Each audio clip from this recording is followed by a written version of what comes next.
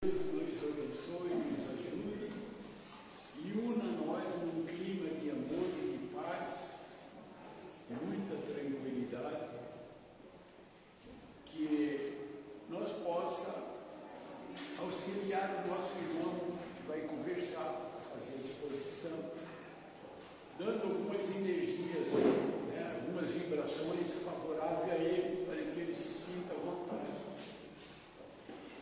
E nós cumprimentamos não só esses que nós estamos vendo, mas os desencarnados. Aos nossos irmãos desencarnados, rendemos graças ao poder superior, a Jesus, abençoado irmão, para que possa fazer desses nossos abençoados amigos, telespectadores nesse momento, assistentes também junto com nós, vibrando conosco na mesma vibração, na mesma sintonia de amor, porque a nossa casa é a casa dos espíritos, para os espíritos desencarnados, aqueles que nós trouxemos, que vêm junto com nós, por amor, por necessidade, passando aí na frente da rua, vejam a casa, vejam o farol divino, que a nossa casa é um farol divino, é uma luz voltada ao mundo maior. Então, quem tem condição de ver, já vai vendo e vai se aquecendo desse fogo da sabedoria, desse fogo divino, que é esse progresso abençoado que nós, convidados por Deus, por Jesus, já estamos presentes na casa do Manuel. Hoje nosso irmão vai fazer uma palestra aqui sobre a caridade, sobre a humildade que nós todos precisamos ter, e pedimos a Deus, a Jesus, que nos ajude e dê condição para que tudo isso seja feito na vontade do Senhor. Senhor, dê a todo este povo que rege esses trabalhos da noite de hoje paz, amor, compreensão, paciência, tolerância, Senhor, inteligência, para que possa ser, então, descobrido das melhores maneiras que nós necessitamos. Esse é o nome do Pai Sagrado. Em nome de Jesus, em nome de Manuel Francisco da Luz, um dos nossos diretores da nossa casa, nós damos por iniciado, então, a doutrina da noite de hoje. E o nosso irmão Cid Lourenço vai fazer a nossa palestra tão desejada de hoje. Que assim seja, Senhor. Esteja à vontade, como beleza. Obrigado, Deus.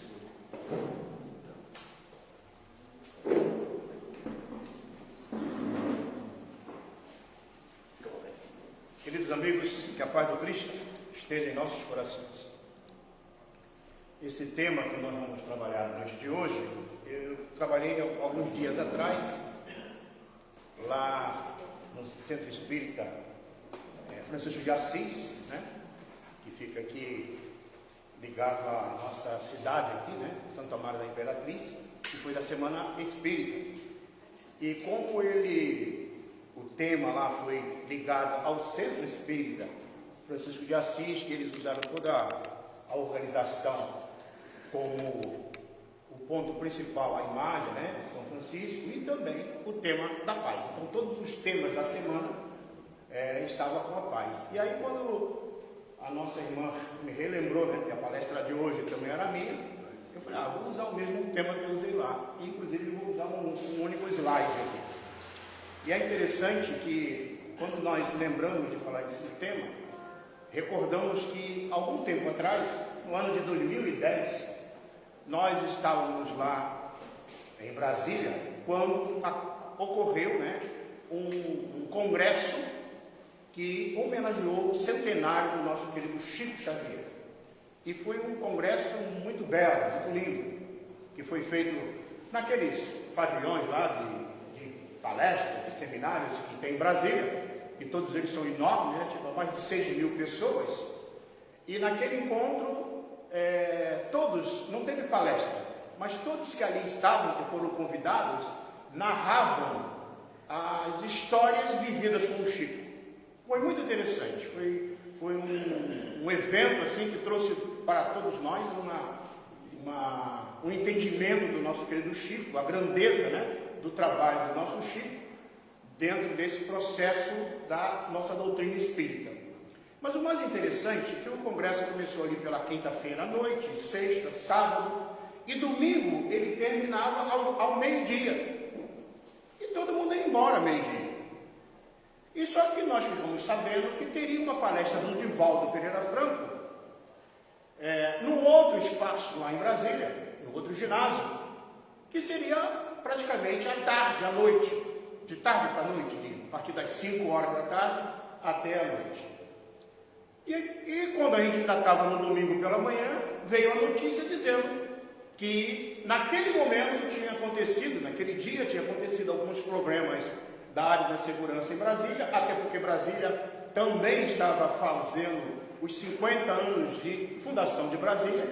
Havia uma reunião na época, né, de diversos governantes de vários países, ocorrendo paralelo, né, não ao evento, mas paralelo em Brasília, e foi dito que aquele local onde ele faria a palestra à tarde é um local onde foi interditado pela Segurança Civil lá de Brasília.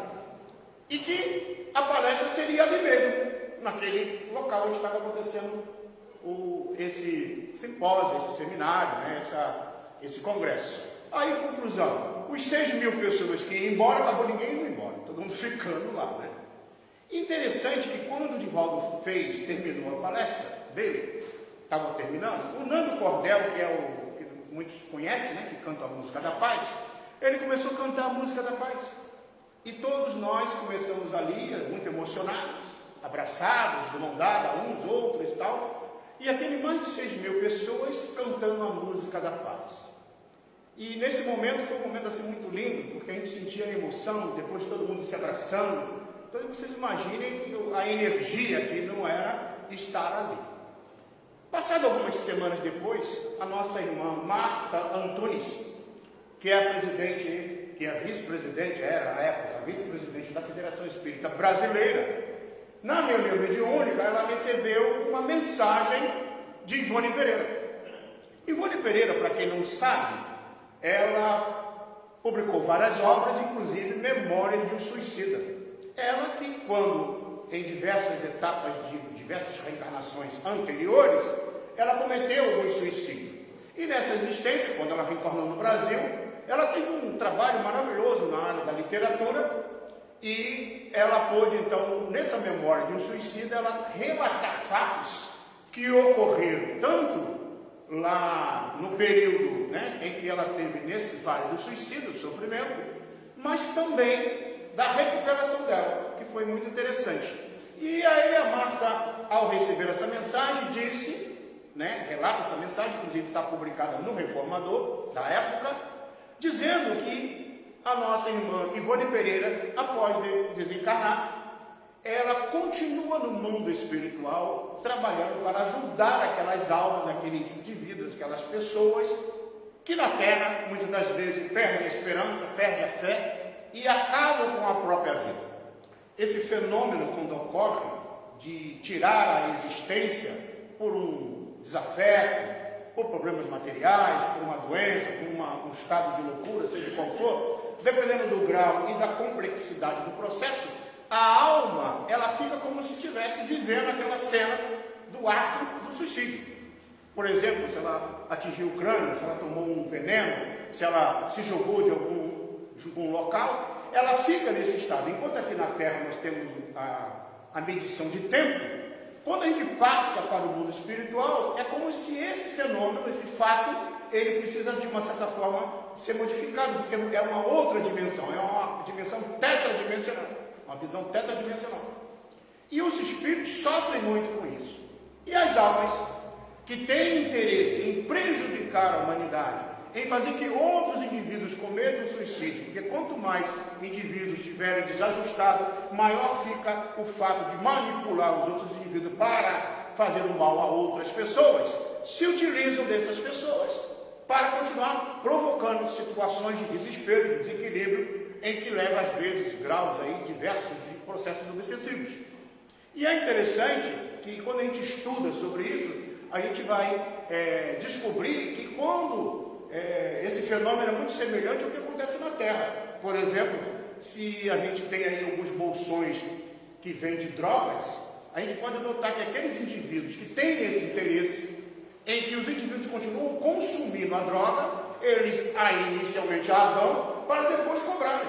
E quando o indivíduo não tem condição de cobrar, eles exigem que ele faça algo diversos, como roubar, tirar coisas das pessoas. E como a dependência fica tão grande, ele acaba sofrendo todo esse processo. Por que eu estou narrando isso? Para que vocês entendam, por exemplo, que quando a gente conhece a doutrina espírita, a gente fica vendo qual é a situação da alma após a morte do corpo físico.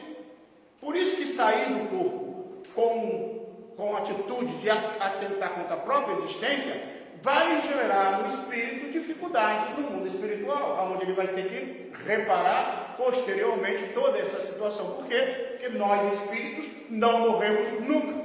Bom, mas por que eu falo isso? Porque aí ela diz, que Ivone Pereira, junto com Bezerra de Menezes e outros espíritos, trabalham no mundo espiritual para auxiliar essas pessoas, mas principalmente para convencer aqueles indivíduos que estão no mundo espiritual, ainda espíritos, que manipulam a vida dos outros. Só para vocês terem uma ideia, nós vivemos numa sociedade onde a indiferença moral é tão grande.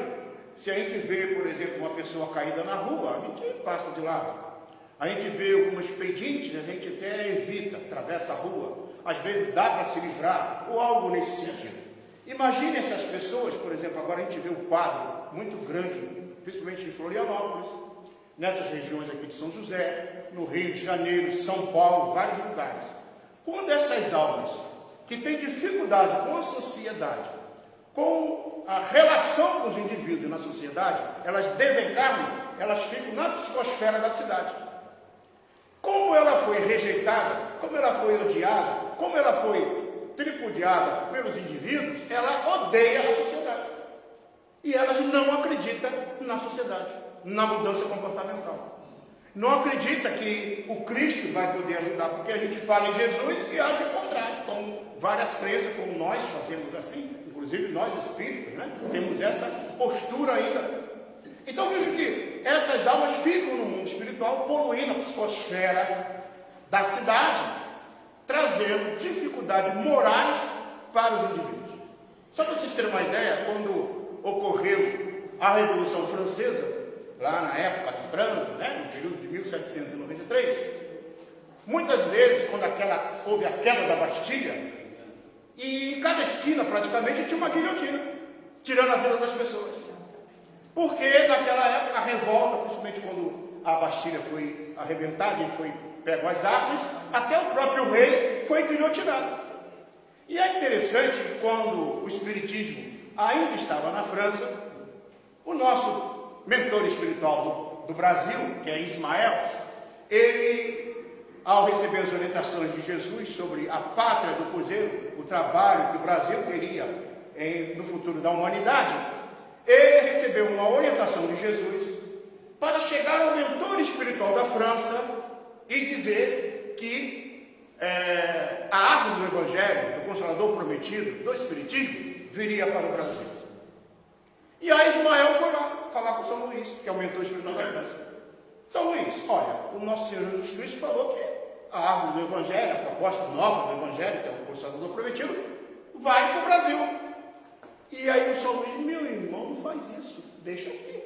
Olha só a psicosfera do planeta, da França. Um período muito grave, a gente pode notar. Nós temos aí na história a noite de São Bartolomeu, em 1574, que já foi um período muito grave, de tirar a vida de vários protestantes, e também a situação da Revolução Francesa. E aí o Ismael virou para São Luís e disse, olha, não tem jeito, vai realmente ter que ir, porque o nosso Senhor Jesus Cristo determinou. E aí São Luís falou assim, tá bom, eu aceito. Mas faz o seguinte, não dá para tu dar uma limpada aqui na psicosfera aqui da França? Aí ele, não, pode sim. Então reencarnou 2 milhões de franceses no Brasil. Começaram a reencarnar no corpo físico. Por isso que muitas vezes a gente está aqui na Terra, aqui no Brasil, doido para voltar lá para a Europa, fica cheio de vontade para ir para lá. E aí a gente fica analisando. Por quê? Aí, os mundos, gente, as cidades, todos eles têm um mentor espiritual, como cada cidade, como cada país tem. E são solidários. O mundo espiritual, as colônias espirituais, no plano espiritual, são solidárias. E o objetivo todo é cumprir a proposta do Cristo. Então veja que, quando a gente estuda a doutrina espírita, a gente vai entender que o mecanismo de transformação da humanidade está acontecendo o tempo todo. Por mais que a gente não acredite, por mais que a gente não aceite. Porque as leis imorredoras da verdade, que é as leis divinas, elas são iguais em todo o universo. Não muda o bel prazer de cada um. Tanto é que Allan Kardec, na questão 614 e 615 do Livro dos Espíritos, ele, ao perguntar sobre as leis de Deus, o Espírito diz: a lei de Deus é eterna e imutável como o próprio Deus. O homem, o ser humano, só é infeliz quando dela se afasta. Então a nossa dor, a nossa infelicidade, o nosso desequilíbrio é o nosso afastamento voluntário das leis de Deus.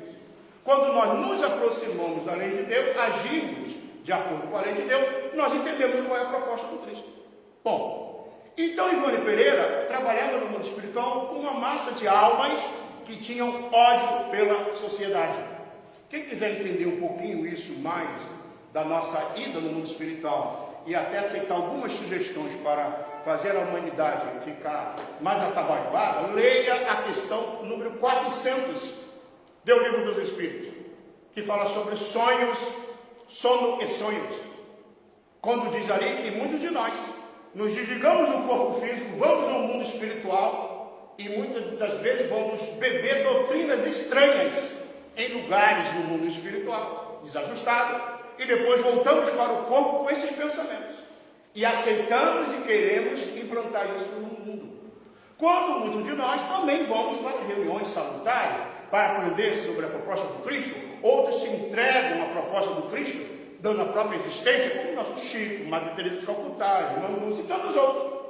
Então vejo que a escolha, a liberdade é sempre nossa. Por isso que a doutrina espírita, ela, diferentemente das outras crenças, ela não vem propor uma salvação. Tanto é que não é fora do espiritismo que tem salvação, é fora da caridade. Então o ato de trabalhar nesse processo de transformação é principal. E Ivone Pereira, então, agora no mundo espiritual, trabalha com essa equipe, auxiliando muitas das almas que cometeram suicídio, mas principalmente esse grupo de almas que tinham dificuldade. Só que eles não aceitavam orientação.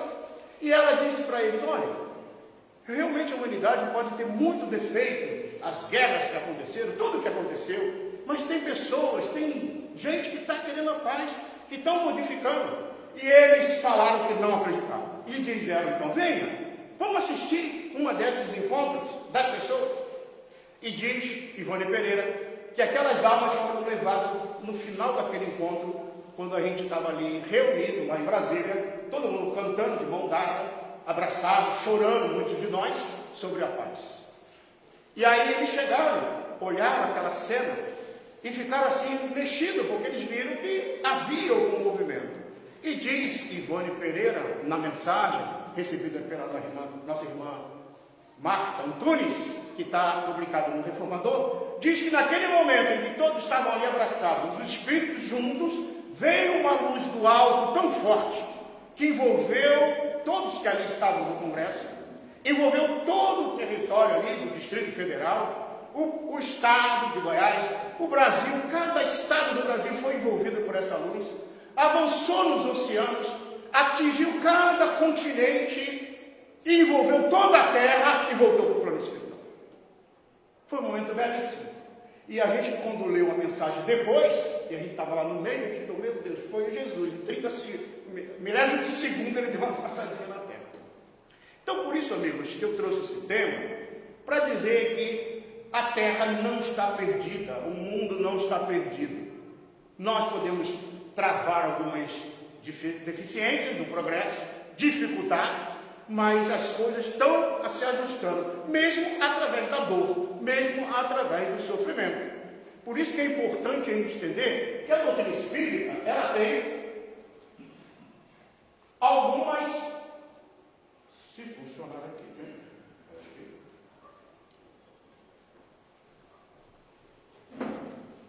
Eu tenho que mexer aqui para deixar eu dar uma volta agora.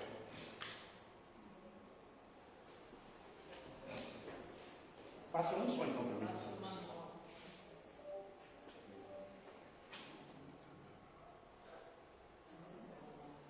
Isso, beleza. Passando devagarinho, fica aí comigo, tá? Então, o primeiro ponto que nós vamos falar é a respeito do que Allan Kardec coloca na primeira parte do Livro dos Espíritos. O Livro dos Espíritos, ele é composto de 4 partes. A primeira parte do Livro dos Espíritos, Allan Kardec vai tratar sobre as causas primárias. E nas causas primárias, não está ficando? Não, acho que é o slide das...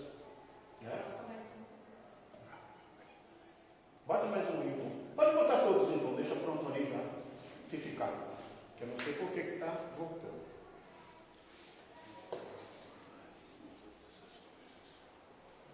Mais um, pode botar mais um. Opa.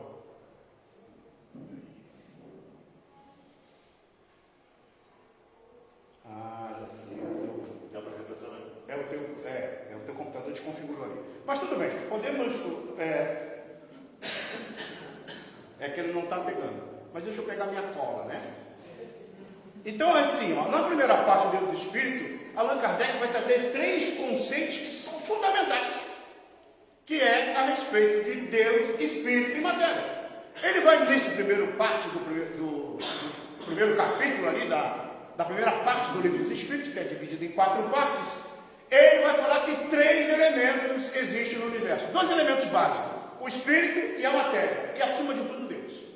Então Deus, que é a inteligência suprema e causa primária de todas as coisas, tudo que existe, existe a partir dessa construção divina, desde que o mundo, o universo inteiro existe. E ainda estamos buscando todo esse período, né, de entender essa questão de Deus. Só para vocês terem uma ideia, nós passamos algumas fases da nossa caminhada construindo esse pensamento de adoração à divina.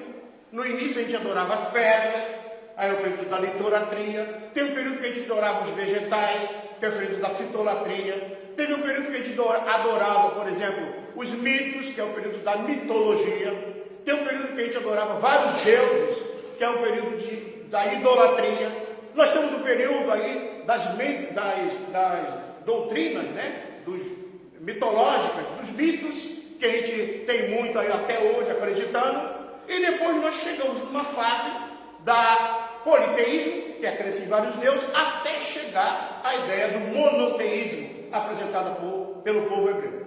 Então a crença em um único Deus foi uma construção, e essa construção passa por esse entendimento. E Allan Kardec então resgata esse primeiro item, falando justamente disso, que Deus é a inteligência suprema e causa primária de todas as coisas. Tudo que existe, existe a partir dele. Aí ele vai falar então que o Espírito, questão 23, que é o princípio inteligente do universo. Opa, que bom. O Espírito é o princípio inteligente do universo. Então o ser que tem inteligência é o Espírito. Tanto é que na questão 115, Allan Kardec pergunta, como é que criaram os espíritos? Aí os espíritos dizem, foram criados simples e ignorantes. Simples por não ser complicado, e ignorante por não saber. E o processo reencarnatório faz que a gente evolua. Então todo ser que pensa, princípio inteligente, todo ser que pensa é capaz de elaborar pensamento. E o pensamento, para se tornar realidade, para se tornar fato, para que ele possa se concretizar, a gente usa a vontade. Então, à medida que eu vou ampliando a minha inteligência, eu vou fazendo escolha entre o bem e o mal. Essa escolha que nós fazemos entre o bem e o mal, nós chamamos de livre-arbítrio. Então, a liberdade que nós temos de escolha. Só que quando eu começo a estudar, entender qual é o ponto básico da escolha, da liberdade. Liberdade, a escolha, libertar. Escolher fazer aquilo, não que se quer, mas aquilo que se deve. Porque a verdadeira liberdade é de acordo com o dever. Aonde eu vejo o dever? Está lá no capítulo 17 do Evangelho, mostrando o dever. Aonde que começa o meu dever? Quando eu ameaço o direito do outro. Aonde que termina? Quando o outro ameaça o meu direito. Então veja que eu preciso entender esse processo. Se eu perguntar a vocês aqui, se, por exemplo, fazer alguma coisa errada, roubar, vocês acham isso correto? Com certeza muitos vão dizer que não. Trair, vocês acham correto? Claro que não. Tirar um bem que não lhe pertence, alguém tirar seu bem, aquele bem que você tem, e não te pertence, você acha correto? Não. Então veja, não precisa ser religioso. Não precisa ter religião. Por quê? Porque nós sabemos o que é certo e o que é errado. Aonde é que está isso? Foi o que o Allan Kardec pergunta na questão 621.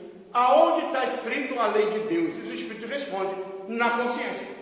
Então todos nós, independente de crer ou não, de estar seguindo uma religião ou não, nós temos isso em nós, no nosso psiquismo, as leis divinas, porque a nossa origem é divina. Nós fomos criados por Deus. E ao ser criado por Deus, nós temos esse processo da evolução. Por isso que o Espírito é o princípio inteligente do universo. Esse princípio se individualiza e passa a caminhar com os seus próprios pés, com escolha. E à medida que nós vamos avançando, nós vamos escolhendo, tendo consequências sim ou não. Agora, veja bem, a matéria não tem inteligência. A matéria, ela só passa a ser intelectualizada pela influência do Espírito. Então tem muita gente que diz assim para mim, Sidney, eu estou bravo hoje porque eu estou com dor de cabeça. Ou então eu te respondi mal porque eu acordei com dor disso. Tem umas coisas que acontecem com as senhoras aí que eu evito de falar, mudança hormonal. Mas veja, cada vez que a gente fala que o corpo, aí eu me lembro de uma mensagem lá no capítulo 9 do Evangelho, de Hahnemann, pai da homeopatia, que diz assim, não é o corpo que dá cólera, a raiva. Quem tem raiva é o espírito. E a gente bota a culpa no corpo. Ah, eu estou bravo hoje porque eu não dormi nada. Tu está bravo porque tu é bravo mesmo. Não tem nada a ver com ter dormido ou não ter dormido. Então veja que o estado moral da criatura, que a gente bota desculpismo no corpo, desculpismo no exterior, está no próprio indivíduo. Está em nós. Por isso que a paz é em mim. Eu tenho que construir essa paz em mim. Porque se eu construo a paz em mim, eu tenho paz em qualquer lugar que eu esteja, em qualquer condição. Não muda. E aí é interessante que o nosso codificador, ele, ao trabalhar essa questão, ele vai depois falar ali sobre a questão do espírito. O espírito, o perispírito e o corpo. Vocês vão gravar fácil, porque são só 3 itens para cada um. Enquanto ele fica ali passando, que o computador está obsidiado, né? Vai e volta. Então tem um problema ali. Não passa nesse computador. Então veja. Ele, quando fala ali sobre o espírito, perispírito e corpo, olha só que interessante. Ele está falando que o espírito é o ser principal, é aquele que funciona, que tem inteligência, que pode ser perfectível. Veja, Deus é perfeito e nós somos perfectíveis, sujeitos à perfeição. Mas ele se utiliza, o espírito, para atuar no corpo físico, o perispírito, o elemento intermediário. O corpo, então, nada mais é do que uma modificação desse primeiro elemento do fluido cósmico universal, que serve de instrumento para a alma, para o espírito. E quando nós reencarnamos no corpo físico, transferimos para a estrutura celular do corpo físico as nossas deficiências, que nós precisamos ajustar. Então, por isso que quando eu tenho um corpo com deficiência, é porque eu, espírito, de acordo com as leis divinas, precisam se ajustar perante a mim. O meu filho, que inclusive hoje faz alguns aninhos, né? Deve estar com uns 25, né, Carol? O Júnior. Ele faz aniversário hoje, inclusive. Mas o meu filho reencarnou com algumas deficiências fisiológicas. Ele tem a dificuldade para falar, a boca, né? A dificuldade para ficar fechada, a mão, né? Para escrever, muita dificuldade. O joelho bate no outro, para andar, o pé meio tortinho. Eu costumo falar que ele foi um toureiro do passado e fez muito maldade com o boi e agora veio meio tortinho para ver se aprende, né? Por que eu falo isso brincando? Porque a gente fica conversando muito sobre essas questões, e olha só que interessante. O irmão, o tio dele, irmão da mãe, tem o mesmo problema fisiológico, que é uma malformação congênita. Os tio-avô dele, que é irmão da avó, que é tio dele, todos têm o mesmo problema. Algumas gerações. E é interessante. As mulheres na família nascem perfeitas, mas os homens nascem com alguma dificuldade. E olha só que interessante. Certa feita ele virou para mim e falou assim: pai, vamos lá, porque ele frequentou a PAI há muito tempo. Ele falou: vamos lá na PAI, vai ter uma festa. Eu falei: tá bom, meu filho, vamos lá. Eu cheguei lá. Várias crianças com síndrome de Down, outras com aspecto autista, outras com outros problemas, as famílias. É uma festa muito bela. Quem já foi lá sabe como é que é. Muito bonito, muito bonito. E aí, quando eu cheguei com ele, alguns amigos dele veio me apresentou: esse aqui é meu pai. Aí o outro: esse aqui é meu pai. E apresentou lá com uns 5, 6, 7 amigos dele ali que estavam próximos. E aí eu fiquei lá no canto só vendo aquela cena, né, que de vez em quando eles tinham lá um teatro que eles faziam lá na frente, cantavam e apresentavam uma peça de teatro, alguma coisa parecida. É uma festa muito bela. E um deles virou para mim e falou assim: tu não quer um ticketzinho, não? Porque a coordenação distribuiu um ticketzinho para cada aluno, para que eles pudessem lá na cantina pegar um refrigerante, um bolinho, um salgadinho. Aí um veio: tu não quer uns tickets? Eu estou cheio de ticketzinho aqui, não quer não? Eu falei: não quero não. Tá. Passado daqui a pouco o outro: vem cá, tu não quer um ticketzinho não? Daqui, ó, isso aqui dá para comer lá uma empadinha. Eu falei: não quero não. E de vez em quando eles iam lá, faziam uma apresentação e voltavam. Faziam uma apresentação e voltavam. E era aquela coisa muito boa. E de vez em quando um chegava para mim: tu é pai do Sidney, né? E vinha me cumprimentar. Me apertava. E aí daqui a pouco, passado um tempo, daqui a pouco eles apresentavam algo, vinha outro: tu é pai do Sidney. Teve um lá que me cumprimentou umas 5 vezes. Aí eu fiquei olhando aquela turma com a síndrome de Down, eu fiquei: meu Deus. Aí comecei a me emocionar. Porque eu vi uma massa de almas, de espíritos ligados a um corpo, aonde pela necessidade são especiais. Nós temos 46 cromossomos, eles têm 47. Aí eu comecei a olhar aquela cena, eu fiquei: meu Deus. A emoção foi tão grande que eu pensei assim: meu Deus, se a humanidade toda fosse Down, seria uma maravilha. Porque eles têm um carinho, um jeito de vir, e aperta, e quer oferecer, e quer te agradar de tudo quanto é forma, não é assim? Então eles são assim. Aí quando a gente estuda a doutrina espírita, a gente descobre que o espírito, ao reencarnar, ele influencia a estrutura do gênero. Quando há a ligação dos gametas ali, os 23 cromossomos do pai, com os 23 cromossomos da mãe, se unem de par em par até a estrutura 23, que é o XY, que dá o sexo masculino e feminino.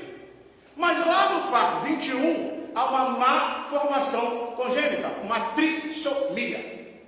E quando há essa má formação congênita, passa a célula a possuir um cromossomo a mais, uma estrutura cromossomial a mais, que é 47. E aí na área do cérebro, que o tubo neural começa a se desenvolver no ventre materno, na área do cérebro, a área da agressividade é embotada e a área da afetividade é expandida. E essas almas, quando se ligam ao corpo, elas ficam influenciadas pelo organismo no seu comportamento. Por mais que elas possam ser refratárias ao bem, mas o corpo a impulsiona. Por que isso? É um processo disciplinador para o espírito. Agora, olha a beleza do espiritismo. Quando a gente estuda a doutrina espírita, a gente descobre que o espírito não é dado, o espírito não é perneta, o espírito não é cego, o espírito não tem Alzheimer. Quem tem essas deficiências é o corpo. Então veja que o corpo nada mais é do que o mata-borrão do espírito. Coloca para fora aquilo que está desarmonizado por dentro. Porque a nossa origem é divina. Quando eu me distancio da lei divina, eu entro num processo de ajuste, e esse processo de ajuste faz que muitas das vezes eu gero no corpo físico as deficiências. Veja um motivo da paz em mim. Por que eu tenho que ter paz? Para harmonizar a mim mesmo. Para que a minha processo evolutivo eu possa ajustá-lo a cada etapa, a cada momento. E aí, quando a gente estuda sobre isso, a gente começa a descobrir que muitas vezes a gente coloca a culpa no corpo, quando na realidade é nossa responsabilidade. Veja que no capítulo 3, melhor, na terceira parte do Livro dos Espíritos, Allan Kardec vai tratar sobre as leis morais. Quando ele fala sobre as leis morais, ele está falando, ou está nos indicando, qual é o ponto principal da nossa evolução. Como é que está a nossa relação com Deus? Que muitas vezes a gente ouve algumas pessoas falar assim, eu briguei com Deus. Até parece que Deus vai se incomodar. Eu briguei, agora estou bravo, não sei o quê. Não tem problema, Deus continua te amando do mesmo jeito, porque as leis deles a lei deles é imutáveis. E aí eu preciso entender que na terceira parte, que é as leis morais, que ali tem várias leis, que vai falar de várias situações. A lei natural, que está lá na questão, né, que eu falei, 614, 615, 621, a lei do trabalho, a lei de liberdade, e cada lei, essas leis são disciplinadoras, semelhante aos 10 mandamentos que nós aprendemos lá na época, né, na igreja. Olha só que interessante, essa relação, ou essa visão da terceira parte do Livro dos Espíritos, ela estabelece uma relação com Deus e com o próximo e comigo mesmo. Veja, Deus, eu e o próximo. Como é que funciona esse mecanismo? Como é que eu me relaciono com Deus? Ao longo do tempo, nós viemos construindo um pensamento divino. Tanto é que a nossa educação é uma educação judaico-cristã. Esse é um processo educacional em que nós tivemos. Por isso que muitas vezes a gente ainda está aqui da doutrina espírita, vê o filme Nosso Lar, né, como alguns assistiram na nossa casa, na Humildade do Apóstolo, e teve um companheiro que assistiu o filme Nosso Lar, virou para nós depois e disse assim, Sidney, eu vi uma coisa terrível no Nosso Lar. Aí eu falei, mas que foi? Estava tão terrível no Nosso Lar 1, né? Eu acredito que vários aqui devem ter assistido já. Né? Aí eu perguntei, mas o que foi terrível? Ele falou, descobri que um umbral espírita é pior do que o inferno da porta. Porque ele fez uma analogia, né? E a nossa irmã Geni, que já está no plano espiritual hoje, na época, quando ela veio também conversando lá no centro, e aí o pessoal falava disso lá muito, né, na época, e ela disse, eu não tenho medo do umbral. Primeiro que a lama lá é medicinal, vai acabar com as rugas. E segundo, chegando lá só tem gente conhecida. Então, não tem problema. Vai estar lá, vai estar Jean, vai estar todo mundo lá, não tem problema. Né? E o Jean fazendo campanha ainda vai estar lá. Né? Então veja, esse processo da evolução é normal. Agora, veja bem, eu aprendi há séculos no processo judaico-cristão, no inferno, do purgatório, dessas coisas que foi introduzida pelos homens nas crenças. Aí quando eu chego na doutrina espírita, eu preciso me libertar desse conhecimento. Por quê? Porque o umbral é uma necessidade reencarnatória nossa para desgastar o processo mente-emocional que eu nutri enquanto estiver na Terra. Pensamentos negativos. Quer dizer o que tu andas? Diga o que tu pensas. Basta você analisar. Aquela hora que tu está ali no celular, pensando besteira, só passando o dedo. Esse estado mental é o que nutre quando eu saio do corpo físico. Pela morte do corpo físico natural, pela morte acidental, pela morte de suicídio, a coisa agrava mais ainda. Então veja que essa relação de Deus, eu e o próximo é importante. Então qual é a relação com Deus? Qual é a relação que eu tenho com o próximo? O que eu estou fazendo? E a gente está se complicando cada vez mais com o outro. E como é a relação comigo mesmo? Porque muitas vezes nós mesmos sabotamos a nossa felicidade. Bom, agora, eu não sei se ainda tem tempo ainda. Ele disse que até meia-noite eu posso terminar. Então veja, aí entra a questão das energias. Essa questão da energia que é o ponto fundamental. Porque muitas vezes a gente não dá conta delas. Por exemplo, a energia sexual que foi descoberta um pouquinho pelo Freud, o Jung também trabalhou um pouquinho. Essa energia que lá na questão 200, Allan Kardec pergunta se a alma, se o espírito tem sexo, e os espíritos dizem que não tem. O sexo é uma questão de conformação biológica. Então eu posso reencarnar hoje numa estrutura feminina, ou posso reencarnar amanhã numa estrutura masculina. É o espírito. Embora para reencarnar os homens, né, para reencarnar numa estrutura feminina, precisa se depurar bastante, mas tudo bem. Mas o que acontece? Essa visão da energia sexual, ao longo do tempo, o Freud ali descobriu ali as 5 fases, né, o período, e aí a gente ficou muito preso a esse modelo. Mas é preciso ver que é uma energia de vida. E essa energia de vida, nós temos acumpliciado ela ao longo do tempo, criando dificuldades para nós mesmos. Essa energia é para o nosso crescimento, não é para que a gente faça os modelos que nós estamos criando pela vida, porque todo mundo tem a liberdade de fazer o que se quer. Mas muitas das vezes, dependendo da energia de vida que nos impulsiona para o alto, para o crescimento, precisamos trabalhar esses valores. E aí é interessante. Quando nós estamos nesse campo das energias sexuais, surge uma outra força, que é a força da paixão. Questão 907 do Livro dos Espíritos. Aí Allan Kardec pergunta aos espíritos, e diz, a paixão é uma força que decuplica a capacidade do ser. Faz que ele haja diferente, para que ele tome atitude. Muitas das vezes as nossas decisões de estudar, de se formar, de fazer, é a força da paixão que está nos impulsionando para esse crescimento. E quando ela está meio amortecida, ela fica, às vezes nas relações afetivas, a força da paixão está ali também, só que dura 2 anos, depois tem que ter amor mesmo. Se não tiver amor, né, nós temos dificuldade. Imagine aquela mãe que desde que a criança nasceu, que a gente sabe que a criança, né, o espírito quando reencarna, o processo reencarnatório só se completa aos 7 anos de idade, aí depois entra naquela fase, né, maravilhosa que é a adolescência, e aí muitos pais, alguns viram para mim e falaram assim, meu Deus, o que eu faço? Então tu imagina aquela mãe que cuidou daquela criança, educou, fez de tudo que podia fazer para que ela, né, crescesse, aí chega na fase da adolescência, aquela criatura não quer mais tomar banho, não quer mais cortar o cabelo, ela entra para o quarto e se tranca no quarto e bota aquelas figuras mais diversas possíveis. Aqueles que saíram pelo sonho, lembra lá a questão 400 que eu falei? Vai em regiões, vê material estranho e traz para a vida material. Faz uma confusão danada. Os psicólogos, os terapeutas precisam trabalhar essas questões aí. E aí está lá. E 15 e nada a mãe tentando educar. 16 e nada a mãe tentando educar. 17 e nada, não muda, não quer estudar, não quer tomar banho, não quer cortar cabelo, não quer nada. 17 anos, nada. 18, ele corta o cabelo. Ele toma banho. Ele começa a estudar. Aí a mãe fica, tá vendo? 17 anos de educação, não vê como é que eu consegui transformar essa criatura? E aí o pai que sabe da história fala assim, não é bem isso não. Ela é sim, tu vê que desde que nasceu eu estou aqui, ó, tentando educar essa criatura. Aí o pai, não é bem isso não. Ela, não, então o que foi? É que agora ele está apaixonado. Ele se apaixonou na escola pela menina que é limpinha, estudiosa.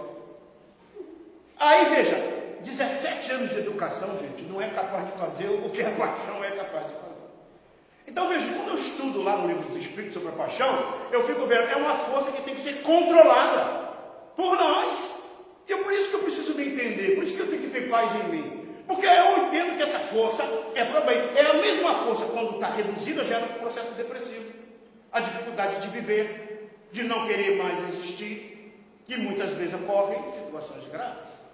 Mas é preciso que, para dulcificar essas duas energias, a sexual e a paixão, a energia do amor, que está lá no capítulo 11 do Evangelho segundo o Espiritismo, quando Lázaro fala que no início a alma só possui instinto, depois sensações, depois sentimento, e o sentimento elevado à altura é o amor. Então quando a gente chegar nessa fase do amor, nós vamos construir uma vida melhor.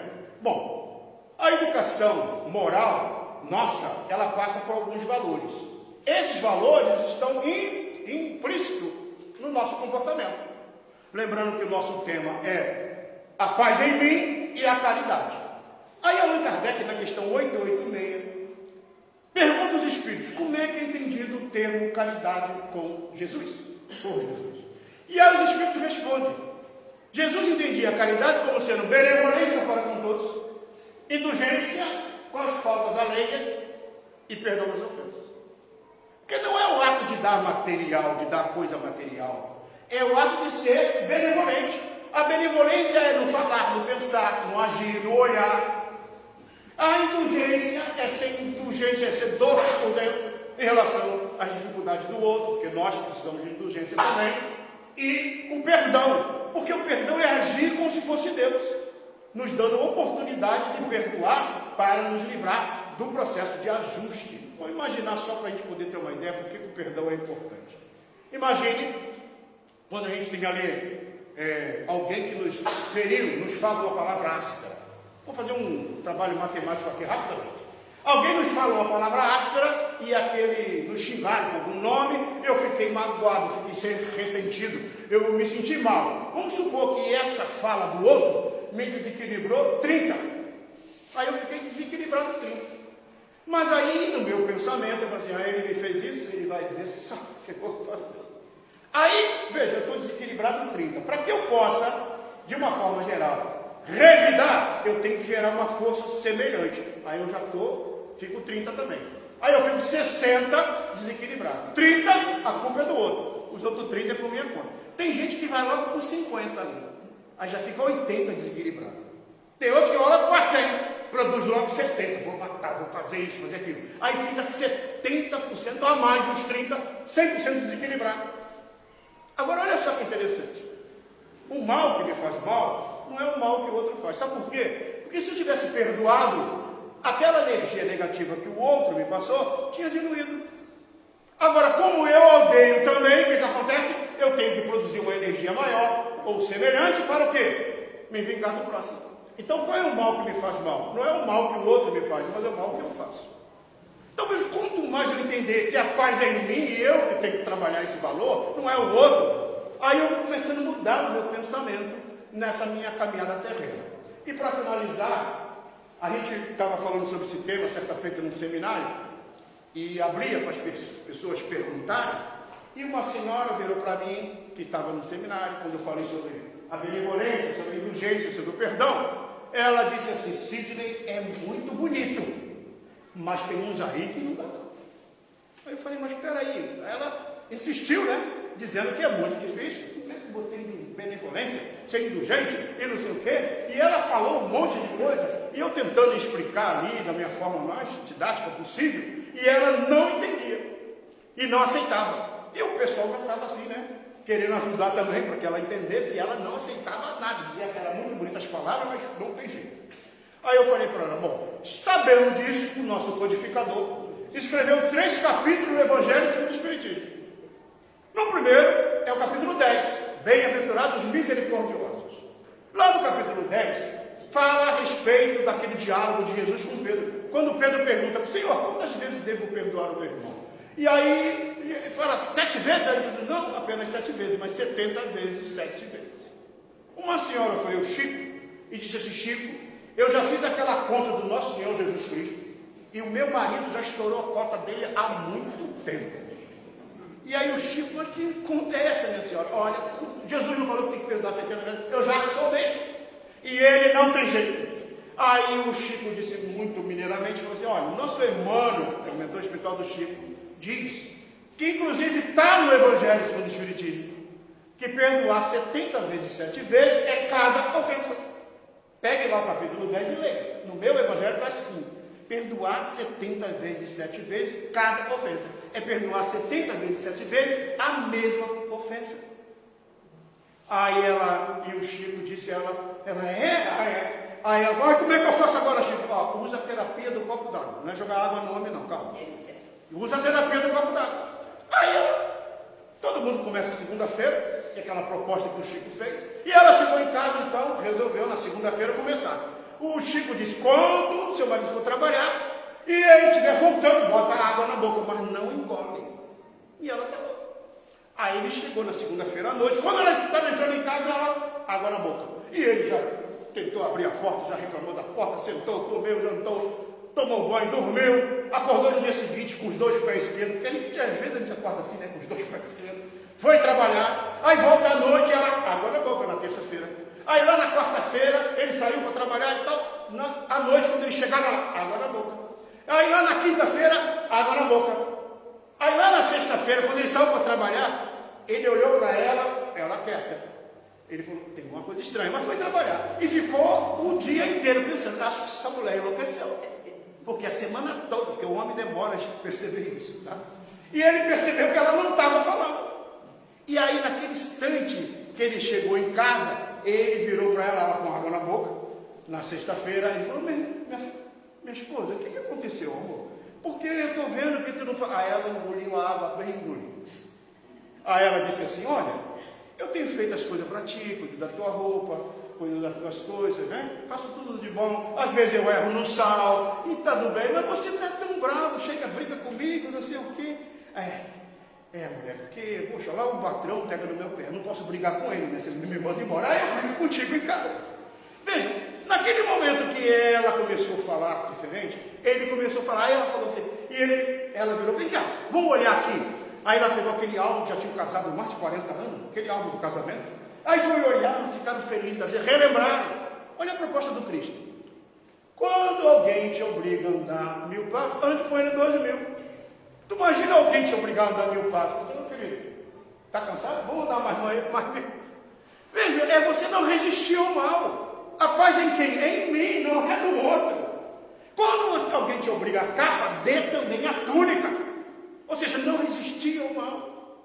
Porque se a gente quer mudar o quadro da sociedade, não vai mudar com gritos, não vai mudar com leis, vai mudar com o nosso comportamento. Por isso que o caminho da verdade e a vida é o caminho do Cristo para a nossa transformação moral. E recordo-me que o Chico Xavier, através da sua pena psicográfica, recebeu, através dessa mensagem, uma poesia muito bela de Maria Dolores, que diz mais ou menos assim: terminado Jesus a prédica no monte, nisso o apóstolo Pedro se aproxima e diz: Senhor, deve haver no além alguma ponte que nos conduz ao alto, ao céu, que brilha muito acima, conforme a vida de tua própria voz, Senhor, no teu reino de amor.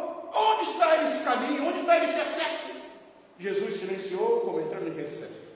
Da palavra de luz que ele fluía a jorro, e olhou pelas pedras do morro, e depois de cumprida a reflexão, falou ao companheiro: ouve, Senhor, a ponte que imaginas existe para a vida soberana, mas não é bem pela antiga estrada humana. Como será esse caminho? Tornou Simão a perguntar, e Jesus respondeu sem hesitar: coração que escolha, às vezes vai sozinho. Reconhece-se não, renúncia e dor, solidão e amargura, porquanto vive e pratica a lei do bem, sofre o assédio do mal que o vergaste e procura reduzir a penúria e o desfalecimento. Quem busca nessa vida transitória a ponte de luz para a eterna vitória, há de saber amar os próprios inimigos. Não contará percalços nem perigos para servir os semelhantes. Viverá para o bem a todos os instantes. E mesmo que o mal pareça vencedor, confiando em Deus, doará mais amor. E mesmo que a morte perda, se lhe impunha, na injustiça, ferindo-lhe a vergonha, aceitará pedradas sem ferir. Se deseja levar o coração à ponte para o reino do corpo. Alguns dias depois, o Cristo flagelado encontrava na cruz o impacto da morte, silencioso, sozinho e desprezado. Terminada que foi a gritaria da multidão feroz aquele dia no seu negoceiro imenso, Pedro foi ao Calvário, envergando disfarce. Queria ver o mestre, aproximou-se para sentir o extremo desconforto. Simão chorou em ver o amigo morto, e ao fitá-lo, magoado, longamente, ele ouviu uma voz a falar das alturas: ouve, Simão, recorda os pensamentos teus e meus, não temas. Esta cruz que me arrasa e me flagela é a ponte que sonhavas alta e bela para o reino de Deus. Que a paz de Cristo esteja em nossos corações, que o único caminho para a nossa felicidade é Jesus, que é o caminho da verdade e da vida. Muita paz.